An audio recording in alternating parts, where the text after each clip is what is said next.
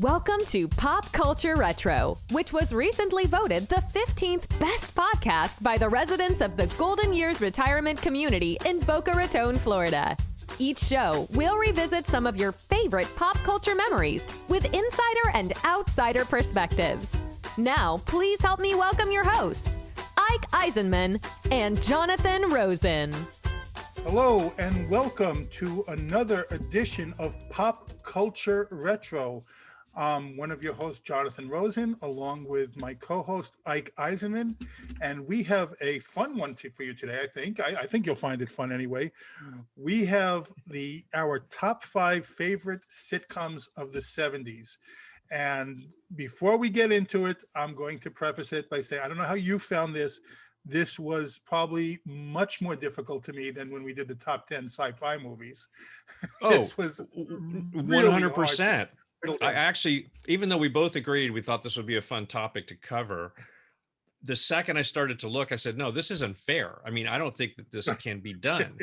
So what I like about our little challenges to each other is that we have to come up with a list. We've got to put them in order.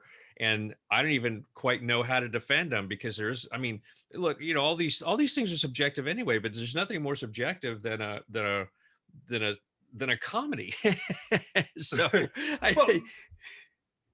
I think you're hitting it on the head there, because we did not say what we think were the best. Okay, like, you know, the most acclaimed sitcoms, just the ones that we found our favorite.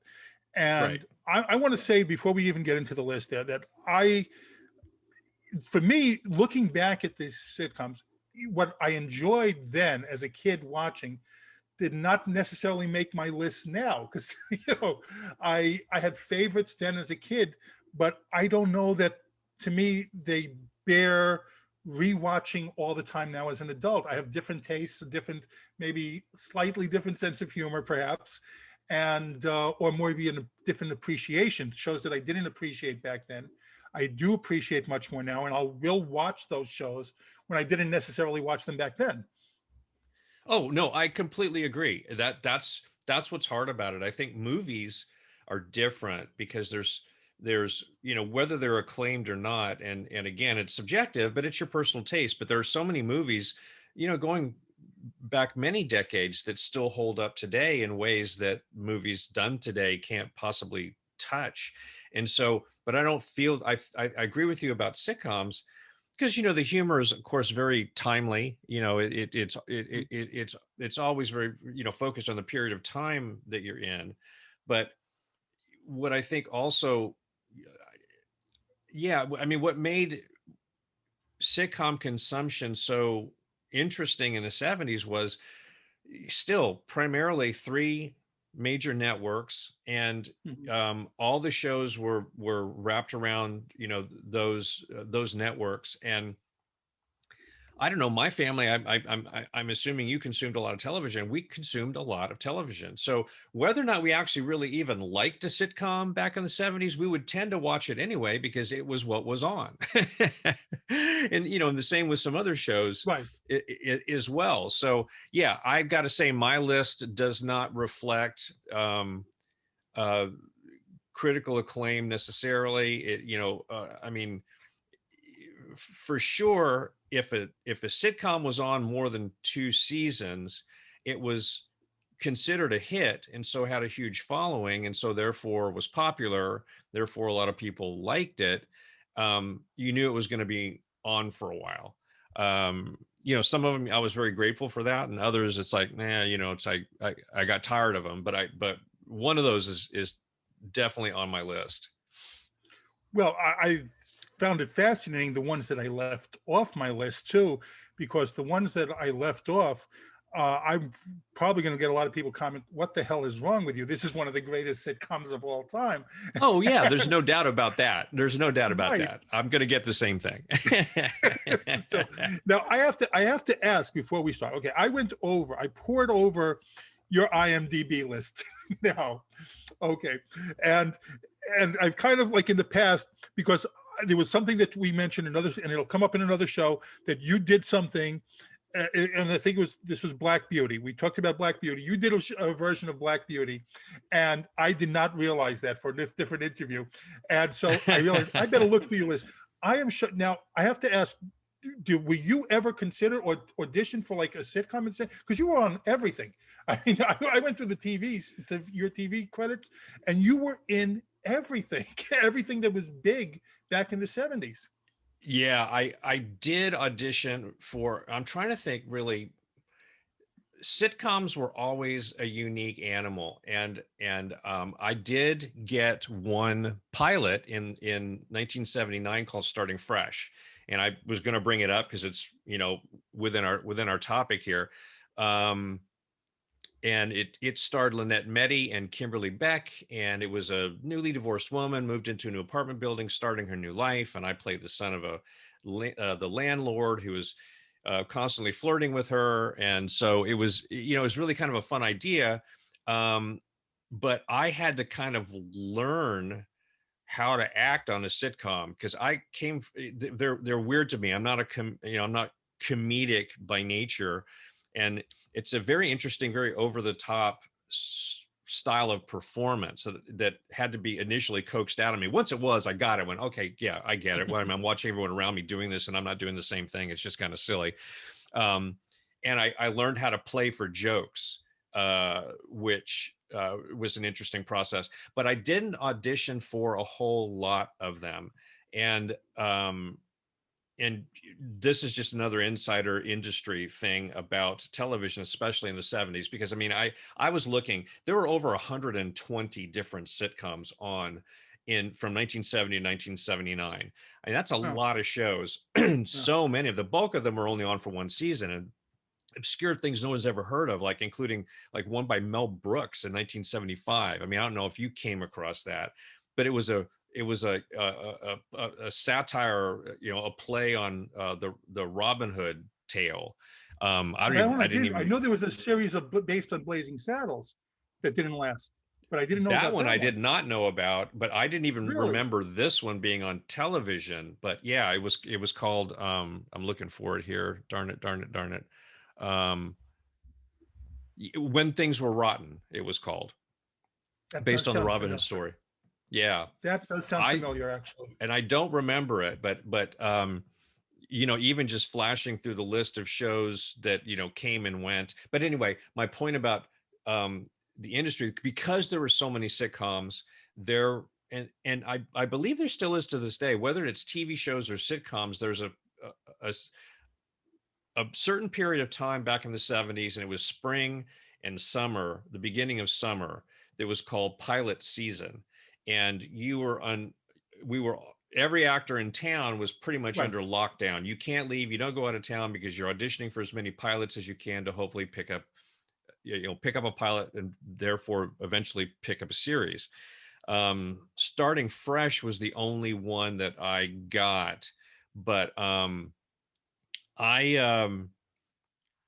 yeah, in terms of sitcoms, I just didn't audition for a lot of them. I wasn't the kid that, you know, that they associated with that kind of programming, I guess. So I'm not sure, but anyway, yeah. Well, you just mentioned about the acting for a sitcom, that it is. I definitely agree with you. It is broader. Kind of the delivery is broader. You have to telegraph it, I think, a little more than you would in a regular drama. Like in drama, to me, you're acting much, you know, more naturally, I guess. But is that still the case? I mean, as opposed to, like, I know on theater acting, you're really telegraphing the line, and the camera, to me, like picks up things a lot easier. Is it still as broad as you would be on stage, like a television sitcom? That I don't know. I don't think so, because, like, you know, the 80s and 90s kind of ushered in a different style. I mean, I'm going to be a little probably a little harsh here in my criticism of sitcoms in the 70s. I didn't like a whole lot of them because I just thought they were dumb. I mean, bottom line, I thought they were dumb. I just thought they catered to such a low common denominator. I always found the performances to be clownish, you know, and just too silly and goofy. but that was the formula that worked. And I'll mention one of the ones that I pretty much loathed, and it's Oh, I not got on to my hear this. list, I got to which hear is this. Three's Company. I mean, Oh, I just, really? yeah, I know. And of course people loved it. It was on for a long time, but It definitely was an I over the just thought, top acting style. oh God. And, John Ritter is such a brilliant actor. And consequently, apparently he's great on the show. It's just that I just couldn't stomach it. I just, I just couldn't. I really did not like it at all. And yet I found myself watching it sometimes, just like glued to it, like the proverbial train wreck, happening in slow motion with a laugh track. It was just like, anyway, that's so I found them clownish and cartoonish. So I wasn't necessarily attracted to sitcoms like that per se, but they were all that way at a certain level. Well, first of all, we're going to have to edit this out for when I ask Suzanne Summers to be on the show. But so it's well, yeah, we certainly will, because I actually knew Suzanne before she got Three's Company. Yeah, not well. We were my family and her husband. And I always forget his name. It's my God, and they've been married a long time. Yes, He was a huge commercial actor back in the 70s. He had a big grocery store campaign that I think it was regional. It was Ralph's. And so he was one of the biggest commercial actors at the time. And his girlfriend was this hot blonde Suzanne Summers. And my father was always, because this was another thing about the business back then, you just had showbiz parties where you invited, producers, actors, like anybody in the agents, anybody in the industry that you could get over to your house for free food and free drink, just to network and socialize. And so she and Alan is his first name. I just can't remember his last name. She and Alan came over for a number of our parties. And then all of a sudden she gets the show and then never comes back to another one of our parties because she became hugely famous overnight. I mean, I don't know what she was. Yeah, I don't know what she was doing as an actress at the time, but that was a great get for her, because she was perfect for the show. I mean, just absolutely perfect. So there, again, it's subjective, and it's a taste thing. Well, you also had Norman Fell and Don Knotts breaking the fourth wall, staring into the camera after a joke. Yeah. So. Yeah, absolutely. Absolutely. Oh my gosh. But what I was starting to say earlier, I think once we got into the 80s and 90s, there was a different style of comedy coming around that was still, it's still over the top, but it just had a different tone to it. And it's not fair to say that some of those series are more embedded classics in our, in our history than from the 70s. But anyway, ones I liked better. I think it did, but I'll say what got on my nerve, and I love, there were a lot of sitcoms I did love in the 80s, and we'll do that when we get to an 80s sitcom edition of the show. But what I did not like in the 80s as opposed to the 70s sitcoms, and I loved a lot of the 80s sitcoms, there were a lot of times when they forgot that they were sitcoms, that they said, this week we have a very special episode, and I could take, and it turned into a drama. And I know that's what happens in life, but I don't want to see that. When I was my sitcoms, I want funny. I could think of Different Strokes, Family Ties. They all had these very special episodes that had, drama or something serious going on, and that's not what I'm turning into a sitcom for. Yeah, I completely agree with you. That always kind of turned me off as well. And I'm a dyed in the wool entertainment consumer. I want to be entertained. I don't want to be taught a lesson. I don't want my horizons expanded, by a TV show or even a movie that I love, unless I know up front that's what it's about, and then I can just avoid it completely. Yes. I think we get enough reality and information and so many parts of our lives, even back in the 70s, that it wasn't necessary. But, the creators, and they feel compelled to do these things, and, they want to say something, and I don't begrudge them the right to do that. But I just, yeah, I'm with you. It wasn't my less than favorite show episodes. But actually, By the Family way, Ties, and I yeah. forgot to include that in the list of sitcoms, because I did audition for that, and I actually got very Did far you? along in the process. And Wow. and I don't remember actually seeing Michael J. Fox at the auditions, but I actually did, um, as best as I recall, I did go to network for that. When I hear Michael tell the story, I don't think he either my memory's flawed or his is, because I think he named the couple actors that ended up going to network for the show. And when I say going to network, that's the last step of the process when you're working on a pilot, for auditioning or being considered for a pilot of any series.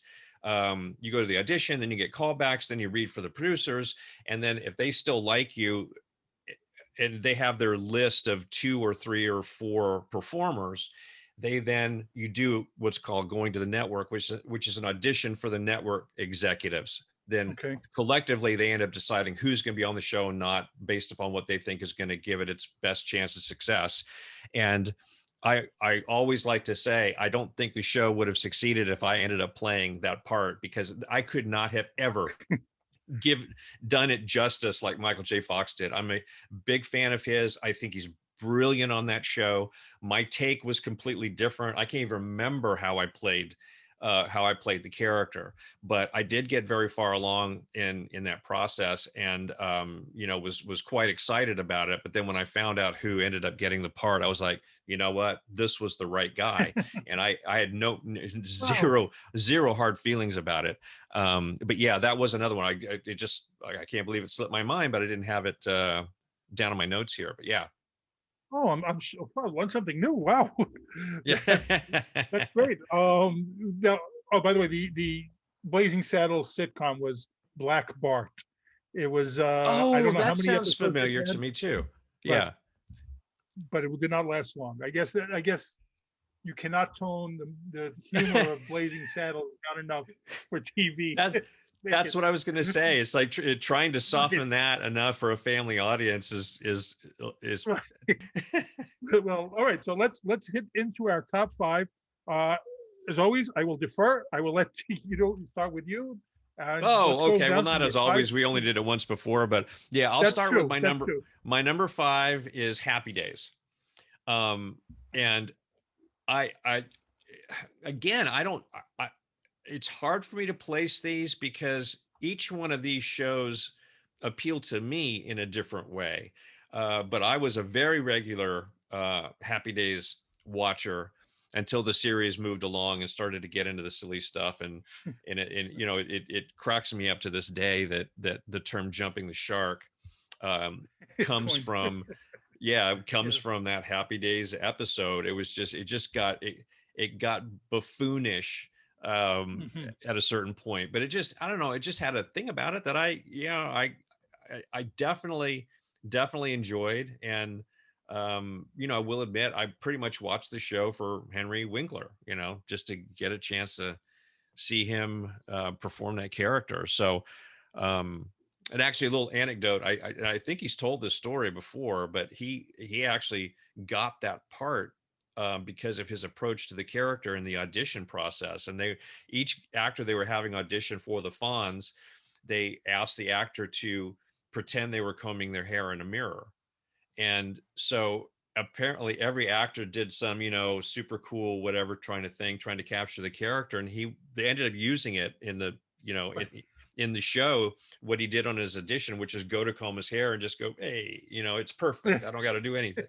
And I thought, man, that's that kind of insight into, approaching something differently that really establishes the power of an actor embodying a character. And I've always loved that story.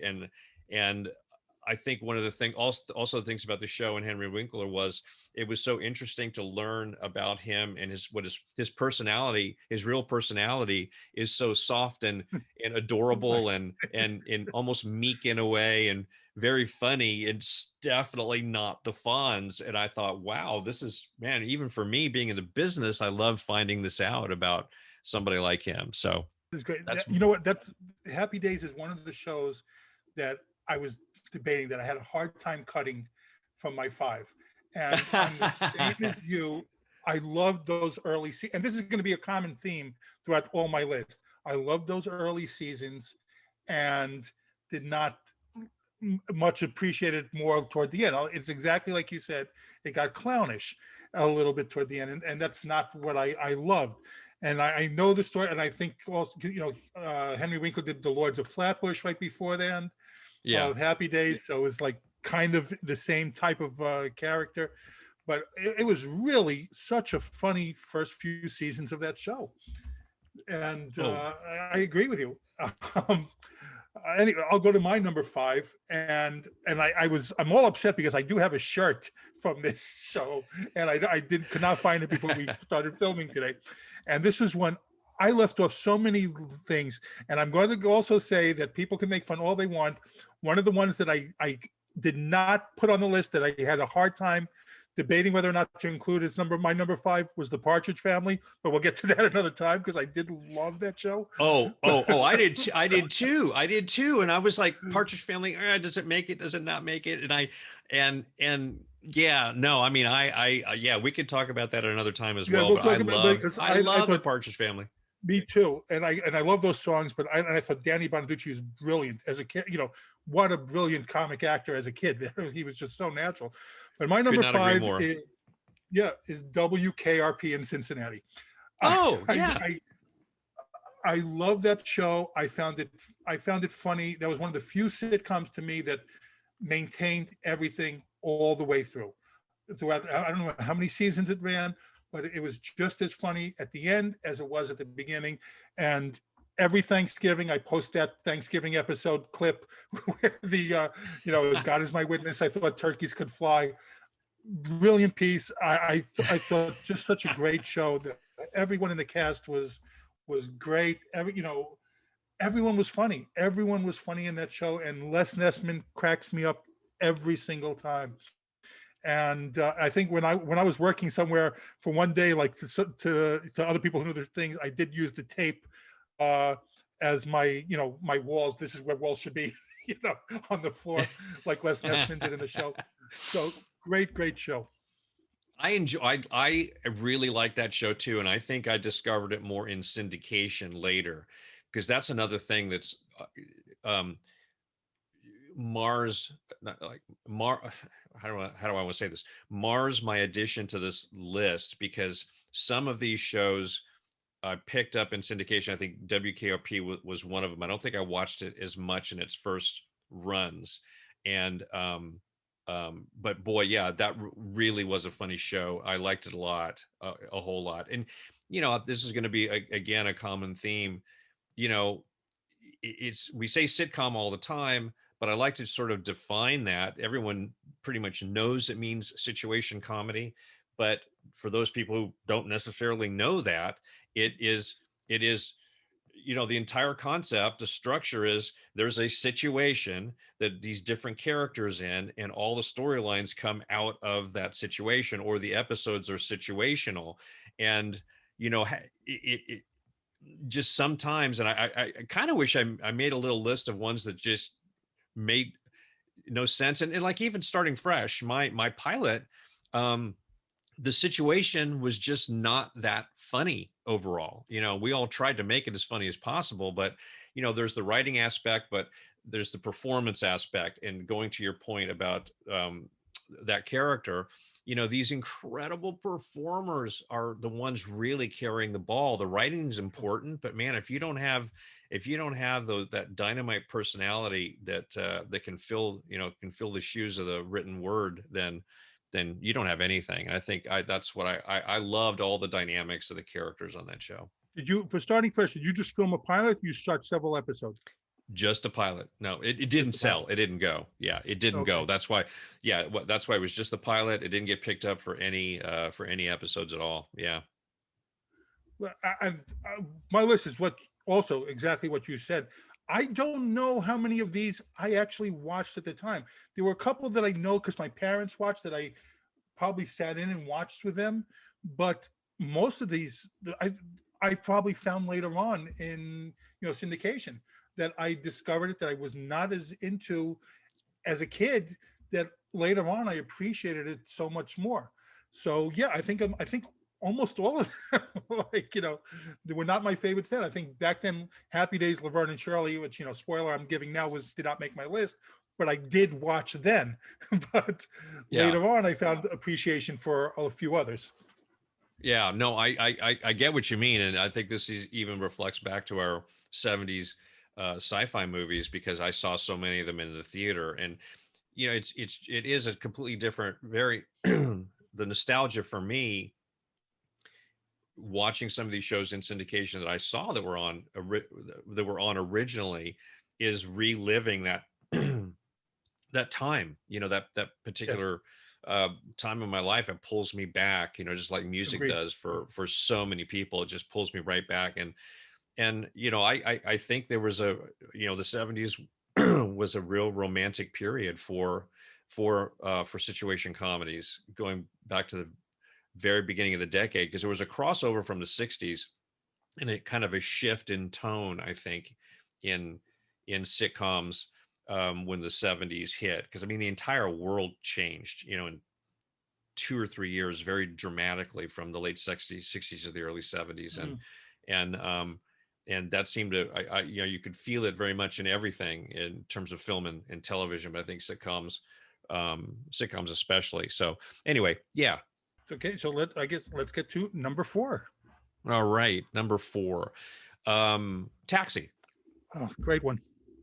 Yeah, I mean, I just thought it was a brilliant show, and you got, I mean, Danny DeVito. How can you possibly go wrong? Playing the grumpy, mean old curmudgeon character. He was just phenomenal. And I didn't do any research on awards that some of these shows won or not in any way, because I thought that's kind of gilding the lily when you're just thinking about the memory of the shows, because it kind of really doesn't matter in a way. Things like that help shows boost their ratings and popularity at the time, but I think over time it's not quite as important. But yeah, I mean, just great characters. I just, again, the situation of a taxi, what do you call it? Taxi garage is just like, I mean, the self-contained world that you have to come up with to have all these characters go in and bounce off of each other is one of the biggest challenges. And it was just perfect. And Taxi is a show that I not only watched it when it first ran, but I continued to watch it in syndication and for many years after that. Some of these, a few of these for me, they made my list because they carried that kind of weight for me. It wasn't just, I think Happy Days was the show that I pretty much watched first run, maybe a little bit in syndication, and then I kind of outgrew it in a way, if you will. I know my taste kind of shifted, but Taxi is one that I carried on for quite a long time, and I would even revisit it today if it was running somewhere. I haven't searched for it to record the shows or not, but it'd be interesting to see how I feel about it watching it today versus even back then. That was another show that I struggled with putting in my top 5. And I'm impressed so far that we don't have the same ones on our list so far. But yeah, I know. All of a sudden I thought, yeah, maybe we don't have any of the same ones, which would make perfect sense to me. No, I'm sure we do. I'm sure we do it coming down. But Taxi was one I struggled with excluding from my top 5. And you just mentioned the cast. It's one of those few shows that I'm trying to think now, but I think every single person in that cast went on to good careers, and that's not always the case in sitcoms. You're right. Yeah, you're right. I'm going down the list. Absolutely right. Everyone. Yeah, I mean, Christopher Lloyd, Judd Hirsch, Mary Lou Henner. I mean, Danny DeVito, like you said, every single one. yeah, that is a really good point, and I didn't even look at it from that perspective. I mean, yeah, I mean, good God, yeah, Christopher Lloyd was so incredibly funny. And I had an interesting, I've never worked with Christopher Lloyd, but I did meet him, and had a total, like, and I forgot his character's name on the show, but I had a total moment Reverend with Jim, him. right? Yeah, Reverend Jim. Yes, thank you. Yeah. I had a total moment like that with him. I was helping some friends of mine corral some celebrities for a big charity event, and Christopher Lloyd had flown in, and they needed someone to just like be there for him that was comfortable with him because everyone was so starstruck. So Wow. I said, yeah, I'll be happy to do it because I'll talk to anybody. I'm easy with everybody. So we picked him up at the airport in our car, and my friend was waiting to help him get his luggage out and get it into the car. And he's standing there, and I'm standing next to him, and he just said, well, I want to have a smoke. And I said, well, let's go outside. You can have a cigarette. He said, as a matter of fact, I'd love to join you in one. It was back when I kind of smoked occasionally. And I said, I'd love to join you in one. And he looked at me sideways and said, really? I roll my own, And I thought, okay, whoa. Does that mean we're going to go outside and potentially break the law? I thought it was a euphemism for something. And we went outside, but no, he stood there and I said, pulled out the tobacco pouch and the papers and rolled his own cigarette. He didn't even have commercial made cigarettes. And I said, I think that's a bit too heavy for me. I'll leave that up to you, but I'll hang out with you anyway. So it was just, I can't imitate him because it would be terrible to even try, but it was just this total Reverend Jim moment that just cracked me up. Yeah. So it's so much of that was completely organic to his personality. And I love him to death. I mean, I really do, always have. And of course, everything else he's done, but yeah, for sure. That is great. Yeah, also forgetting, Tony Danza and Carol Kane on that show too. That's, Jeff Conaway, every single one. I think my number 4 is, I think, the same thing. Pretty much everyone went on to other things. I have number 4, the Mary Tyler Moore Show, and another one I just love it. I watch it, when I see it now. I watch, the syndication now. I did watch with my parents then. I get more of the jokes now. And it's she was fantastic. There was a few spin-offs from that show as well. Everything in there. And Ted Knight was great in that show as well. So I love the Mary Tyler Moore Show. I'm trying to get my kids to watch it now to see if they like it. But I adored that show. Oh, I'm with you. I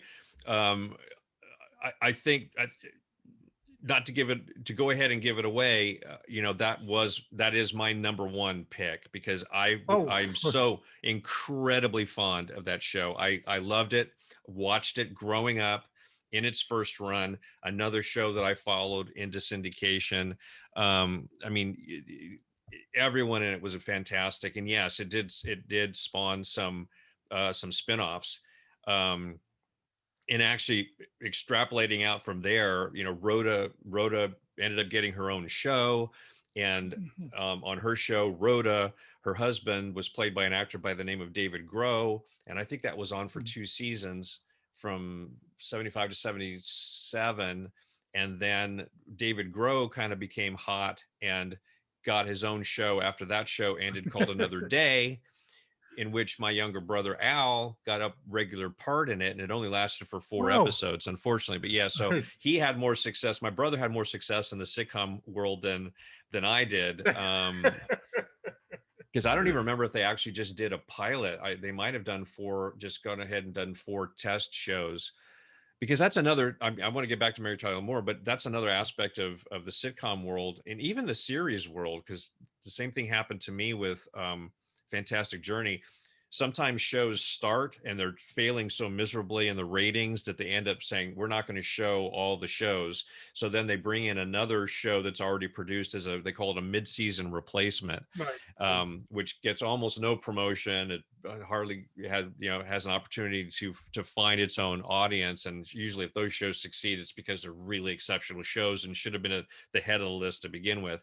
But I don't remember if Another Day was a mid-season replacement or not, but they only did 4 episodes. And then it didn't go on from there. But yeah, I mean, I just, the Mary Tyler Moore Show is just, and I don't know, I haven't watched it in a long time. I having just looked up the shows for for us recording this show, it made me think, I really do want to find it and give it another test run, because it was just such a really great show. Now that I'm glad I love that I get all this insider scoop from you, because is that why David Grohl left the show? Because I always wondered why. Looking back as a kid, I did not know why he left the show. It just seemed odd that all of a sudden Rhoda's husband's not there. Yeah, I don't know if that was why. I don't know. I don't know what all the reasons were, but he was. I can't really answer that question effectively because I didn't look that deep into it. My thinking back was, yeah, I know he left Rhoda, but I don't know. I really don't know. I don't know why that happened. I don't know. But Rhoda didn't even last. I mean, because Another Day didn't start till after Rhoda was off the air. So because I know, and I love Valerie Harper, but I know that she had, in her 80s sitcom, the same thing happened, that it was her sitcom and there was like not getting along and they wrote her out of her own sitcom, from Valerie to the Harpers or something. So it just seemed again that this is the history repeating. But I'm very curious. Now I'm going to have to look that up for another time. But okay, our number 3. All right, my number 3. I have a feeling I'm just going to guess right now it's your number 1 just because of the background, is MASH. It's not my number 1, but it's there. I thought I knew you so well. Yeah, MASH had to be on the list. It had to be on the list for just too many reasons.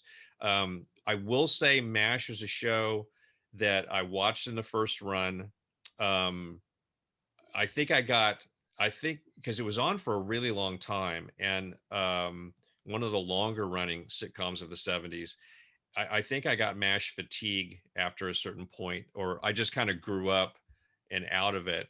Because I think about all these shows, the 70s. I mean, this was my childhood through high school. I graduated high school in 1980, so the 70s was like practically my entire school life. And by the time the late 70s happened, I was already not kind of watching these shows anymore, or kind of was watching the shows, and MASH was one that I think I just got fatigued with. But I picked it up again for a while in syndication, and it just in my humble opinion, it managed to do something that none of these other shows was able to do, and it was able to cross over from that just absurd, hilarious comedy into incredibly touching, emotional, gut, heart-wrenching storylines and episodes and moments. And you just don't see many shows do that from one extreme to the other so effectively, and it doesn't lose you in the process. I'm going to save commenting for the most part for MASH when I get to it on my list, but I do agree with you, and like you see the background. I love the show, so I'll comment when I get to it on my list on what some of my thoughts were. But fair enough. Okay, for my number 3, and it's again another show that I probably caught. I know my parents watched it, and I probably caught it, and I watched with them a couple of them, but I loved it more in syndication later on when I was already in teens as opposed to a kid. Was Barney Miller. I everything that show, another great cast. Everyone in that cast cracked me up, and they went through several changes in cast through the years. and each replacement that was brought in also was very funny. They didn't miss a beat. It just, continued on to the next character. And great things that, showing all the funny things that could happen in a police station. I loved Hal Linden, Abe Vigoda, just everyone in that cast made me laugh. Oh, Barney Miller did not make my list, but it was like right underneath it, because I truly love that show, and I think I watched it more in syndication as well than I did in its first run. But it just, yeah, I mean, it was I don't know if sardonic is the right word. It was just so darn sardonic in its humor, and just and like underplayed characters. I think that's what I liked about it. There were so many underplayed characters, like Abe Vigoda. He's very, it's very understated and flat, and that made it so much funnier. I mean, he was just brilliant. He was absolutely brilliant, and I think that's what I like the style of that show as well. And I'm thinking about some of these. I think Barney Miller's probably the only, other than MASH, the only one on the list that had a laugh track. I mean, a lot of sitcoms had laugh tracks, but most of them were done in front of a live audience, so they already had, like an actual audience reacting to the show. But some of these, and I remember having it pull me out sometimes with some shows where it's just, it's set up, punchline, boom, this they called it canned laughter because it literally sounded like it came out of a can. It sounded that way. I couldn't stand. I was a picky kid when it came to the quality of things, and I thought, why can't they make these fake laugh tracks actually really sound like there's an audience there? I mean, the technicians had the capability. It wasn't like it was anything special, but it just never did. But I think what I liked about Barney Miller's laugh track was it didn't pull me out. It just sounded, it almost was like another character in the show. And that's just a bizarre technical thing that made me appreciate it. But I really, really liked that show, and I think it would probably very much hold up today in a lot of ways. Well, yeah, no, great cast. All right, let's go on to number 2. All right, my number 2 is the Jeffersons. I was a fan of that show. I mean, a huge fan of that show, and I liked All in the Family like everyone when it first came on. All in the Family was groundbreaking and so incredibly uncomfortable at times that oh, I have a little ant crawling on my desk here. Can't have that. Bye-bye. Sorry to send you into the cornfield, but you're gone now. Anyhow, as much as I loved All in the Family, it didn't last with me. But for the Jeffersons, oh my gosh, it just Sherman Hemsley was just brilliant, and I mean they all were, and as it borderline on the clownish stuff that I commented about before, but not so much so that it made me just not enjoy it. And I thought they dealt with some incredible storylines and just all kinds of things, and I just near and dear to my heart. What's funny is, and here's one of the things, Jeffersons was another one that's outside my top 5. I love the show, and since I know you're number 1, and you just mentioned All in the Family, it's funny, All in the Family is not on my list either, and to many, that is the sitcom of the 70s.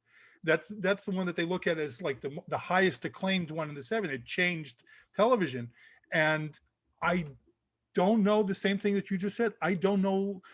I can go back and watch some of the episodes. I mean, I like them. I will laugh seeing them, but it's not one of them that I will regularly sit down and enjoy watching now. And I don't know why. So yeah, I don't know. For me either. I think I sort of had a love-hate relationship when it was originally on, because I mean, really, look, smarter people and more knowledgeable people than I have commented about its its importance in TV history, but I think it was really the first comedy where you kind of didn't like anyone on the show except for one character. You know, they were all they were annoying, they were, you know, overbearing, and they did a lot of fighting. I mean, it was just so much fighting with each other, which was very reflective of a lot of households in America. I think that's why people liked it. But to have a completely, you know, bigoted main character that somehow was adorable to enough people in Archie, um it, you know, that's a monumental, I think, leap in just in television entertainment in America. And I think that's why it was so hugely successful. I think that's why so many people look at it as like the sitcom of the 70s, because it was so groundbreaking on so many, on, you know, on so many fronts. And so it didn't make my list because it just didn't. I you know, been trying to qualify what my list is about. It's about not only about the nostalgic value of these shows to me, but also whether or not I carried on with them in the future. And just sitting back saying, you know, whether or not, yeah, I'd like to see that again. You know, there's three titles on my list that meet that criteria for me out of the five. But yeah, for some reason, it didn't last with me. It had its initial impact, you know, on my, you know, on my entertainment landscape, but it didn't last for me either. So, but still, here we are and talking about it. right. That's the show that, I mean, talking about spawning, you know, spin-offs. That's the show that Yeah. had all Oh, these man. other shows come out of it. Yeah, most definitely. And of course, you know, now that I mentioned the Jeffersons, that's you know, the biggest one. Right. And I don't even know how long the Jeffersons ran. I don't even know how long All in the Family ran. They might have been kind of neck and neck, or the Jeffersons maybe even perhaps ran a little bit longer. But yeah, like I said, it's Jefferson's is just dear. I don't know. I felt like I had this, I don't know, connection to it in a way, you know, because, you know, all the characters reflect something about, you know, the way we all think and behave or want to behave and all of that. So yeah, anyway, so that is my Sherman number Hemsley two. was great. I agree. All right. And I already told you my number two. My number two then is MASH. And now I'm going to say I go into quantifying it. All right. The things that you said that you loved are the that I don't love with MASH. Later on, I to this day I will watch, and I have watched the first three seasons again and again and again. I thought the first three seasons, yes, like slapsticky sometimes. Uh, I just find it very funny. All the characters find very funny. The situation's very funny. Then after the third season, you know, when you had Wayne Rogers leave, you know, what's his name? Who played Henry Blake? I know. I was just looking at the cast list, and his name was right in the front of my mind, but I can't spit it out right now. Right. When he left the show, what's it, McNeil? Is it McNeil something? McLean Stevenson. That's Yeah. Oh my gosh. Yeah. McLean Stevenson. Yes. So when he left the show after the third season, they both left. The show changed for me. The show, there were still funny moments, but it did get more serious, and I also found it got very, to me at least, this is opinion, of course, very preachy, very, Yeah. you know, this is how you should think on things. And it doesn't matter whether or not I agree with what they're saying. To me, I don't like when shows get preachy. And, you know, not my sitcoms, I'll say that. And it just, the whole tone changed. Everything that I had loved about the show changed. And this is taking nothing away from the act, taking nothing away from Mike Farrell, taking nothing away from David Ogden Stiers or Steve, you know, that because they were, and again, you know, Henry Morgan, all great in the roles that they did, all great actors. I just did not like the tone of the show as much as the first three seasons. And even now, when I go rewatch the show, and I have many times. I will watch those first 3 seasons and then stop. I won't go into seasons 4 through 11 and what. It's just not the same for me. Those shows. And I'm in several MASH groups on Facebook, and there are always all these debates. Which one did you like more? And I see them always arguing back and forth. But I'm in the prior camp. I think the first 3 seasons, stand up with any sitcom from the time as being funny. And then there was the more serious, preachy, which I can appreciate, but it just wasn't for me. No, look, I totally get what you're saying, and I completely agree with you. I think watching it when I was younger, yes, preachy is a good word. I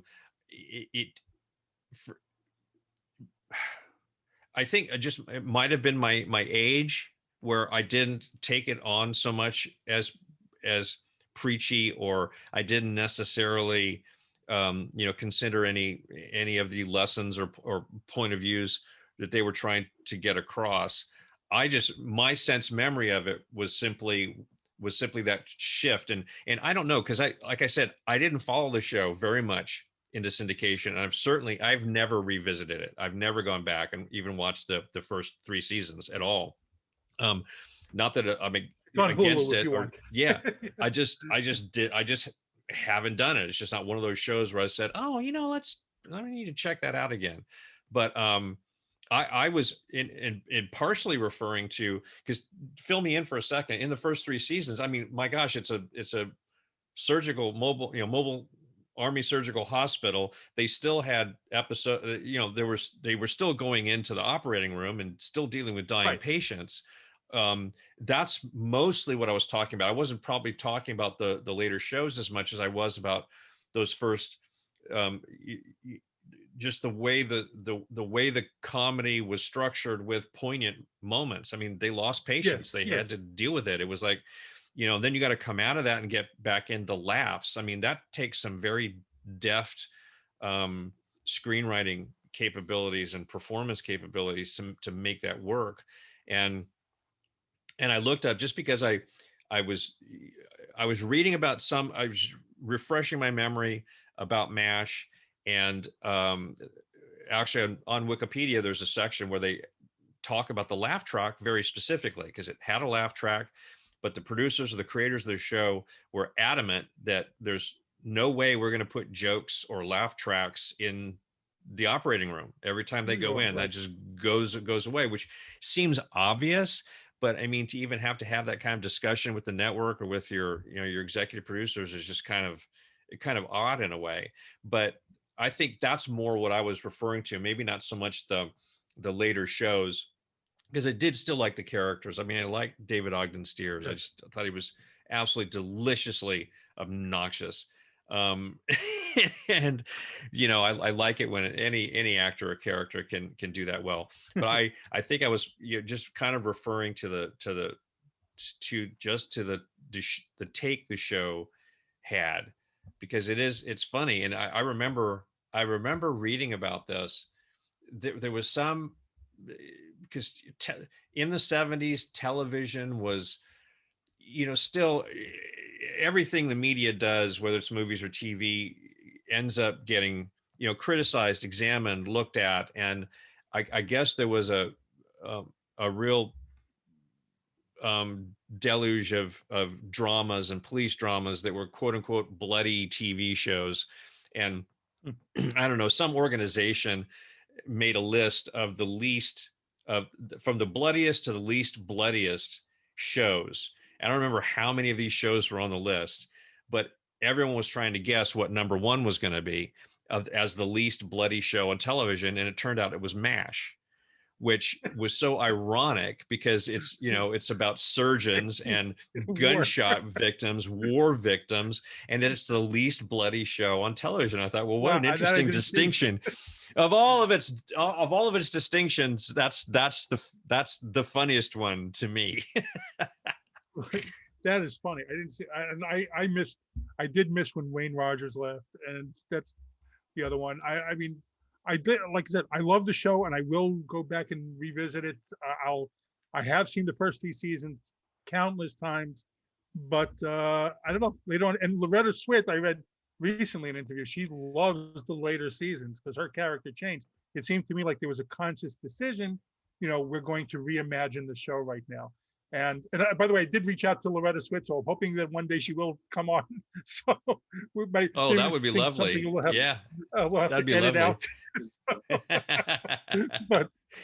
but that's it. Okay, so here we go. So now a little bit of a drum roll, but I already know the number one since you said it. But let me hear now all about your number one. So, okay, my number one, Mary Tyler Moore. Yes, I've already mentioned that because we were talking about it before, but probably just to, repeat myself. I grew up watching that show and just, my family always sat down to these shows. We watched them together by and large, but gosh, I looked so forward to seeing it every week. And it just, yeah, so it's very nostalgic for me. And again, it's a show I ended up watching in syndication again. And yeah, I would revisit it. I say revisit it. Revisiting usually means watching it in syndication, because actually I'm going to digress for a moment. I ended up when I got older, I stopped watching hit sitcoms in their first run because I started to I called it my entertainment investment in the future. I hated having to wait a whole week to see another episode. So I waited until the hit shows were on for 5 or 6 years. I knew they were going to be long running. I knew they were going to go into syndication. And so when they went into syndication and they were on every single night, it's like Seinfeld was one of those. I never watched almost maybe 1 or 2 episodes of Seinfeld. That was it. And I waited until it went into syndication, and then I got to watch it all the time. And so my first run experience with some of those later shows was when I could watch them every single day. I was a very early binge watch participant, because that was kind of a way to binge watch them. And I couldn't use, DVRs didn't quite exist yet, or TiVo was maybe first starting to kind of creep its way into the world, which then turned into the opportunity to record everything and then binge watch it all at the same time if you wanted to. So that was my early version of binge watching, and it was essentially for me was first run. So anyway, but Mary Tyler Moore, I didn't. I followed in syndication quite a number of times, and it's just a precious show, like another one near and dear to my heart, and obviously wildly successful and groundbreaking in its own, in many of its own ways. It's, first of all, I will watch it occasionally now. I should go back and watch them again, but and Seinfeld, by the way, is probably in my top 5 of all time. But I did watch. Whose isn't? I mean, it for sure. No, for sure. But it's so weird to me that that with Mary Tyler Moore, the Lou Grant show came out of that, and it was such a different, the same character, such a different tone. Show. It's amazing how they did that. It's so odd to me thinking about that same character, that totally the one that funny is all of a sudden like a very serious newsman or whatever. So but I did love that show, and I like I said, I would like my kids to see it. Hopefully they will one day and listen to me, but I'm not getting holding my breath for that. My number one, and this goes to show how many great sitcoms in the 70s there were. You and I only had 2 of the same shows on our list. Wow. That's amazing. I thought we'd have like so many of the same ones. My number one, and again, personal opinion, one I loved then, I probably didn't, I was probably too young. I was looking at I was too young when it first came out. So it's only from syndication, but it's one that I will go watch now. And I did probably like last month, I started going through many episodes, is The Odd Couple. The Odd Couple is still my favorite show, and it brings me right back to my childhood. I still love the humor now. I love the Jack Klugman, Tony Randall, great cast. I mean, they were perfect. They were great. Such great timing, the two of them together, the interplay. And maybe it does bring me right back. I remember I sitting there on my for a little bit of time after we moved from another country back to New York. And so I had to stay with my grandmother until my parents came back, and it was on syndication. So I remember just sitting on my grandmother's floor watching again in 81. So I was watching all these Odd Couple episodes in WPIX in New York, watching all those episodes. They were on probably like a 1 hour, 2 hour block. So I would watch 4 episodes a day, day after day watching. And that's when I probably got back into it. So it does bring me right back to childhood. And not that the shows weren't great, but I think that does have something to do with it being number one on my list. Just that sense of nostalgia bringing me back right to that spot, in my grandmother's house. Well, I almost want to say it should have been on my list because I'm looking down at it right here, and I have 2 titles just below the top 5, and The Odd Couples is the first one. So it just barely didn't make the list. That's a huge show for me too. I mean, it ranks up there with Mary Tyler Moore in a lot of ways, but for some reason I just didn't put it in that top 5.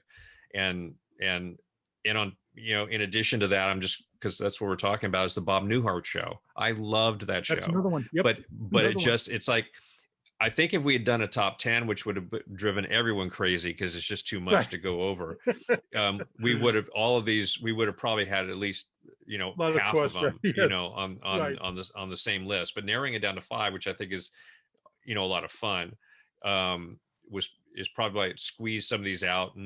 And just like we said before, talking about the 70s, those shows that either you had a relationship with or nostalgic for us, or versus how much we just enjoyed watching them initially and then perhaps didn't carry them on into the future, was